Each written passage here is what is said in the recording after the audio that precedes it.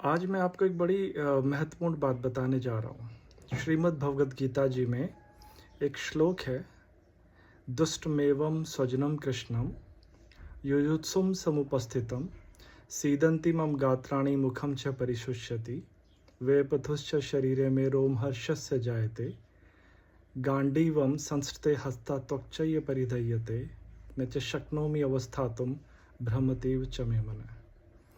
मतलब जब first chapter जिसको अर्जुन विषाद योग कहते हैं, उसमें भगवान कृष्ण से अर्जुन ने कहा, सेनयोर भयोर मध्य रथम स्थापय में अच्युत है। मतलब मेरे जो इस रथ को आप दोनों सेनाओं के बीच में खड़ा कर दें, जिससे मैं ये देखूं कि मुझसे युद्ध करने के लिए कौन कौन लोग आएंगे।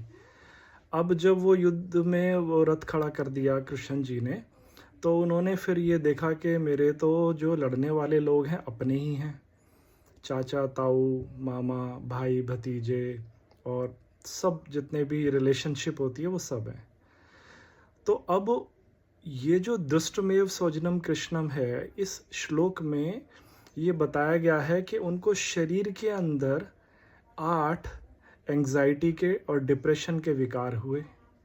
तो परेशान तो मन है, पर विकार शरीर के अंदर कैसे हो गए?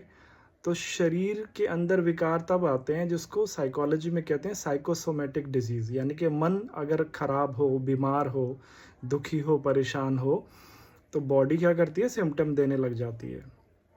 तो जैसे सर्दियों में अगर बहुत ठंड की रात है और वहाँ पर एक जो जवान आदमी है वो तो स्वस्थ है, परंतु बूढ़ा आदमी ठंड से कपकपा रहा है। तो जो सर्दियाँ होती हैं वो एक व्यक्ति को जो पॉजिटिव एनर्जी दे रही हैं, वही दूसरे इंसान को क्या कर रही हैं, वो नेगेटिवली फील करा रही हैं।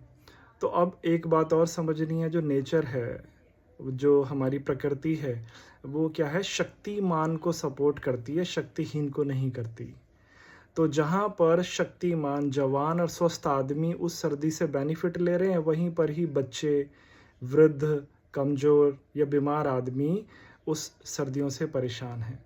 तो मनुष्य की जो शक्ति होती है वो 3 लेवल पे बटी होती है। सबसे पहली शारीरिक, फिर मानसिक और फिर भावनात्मक।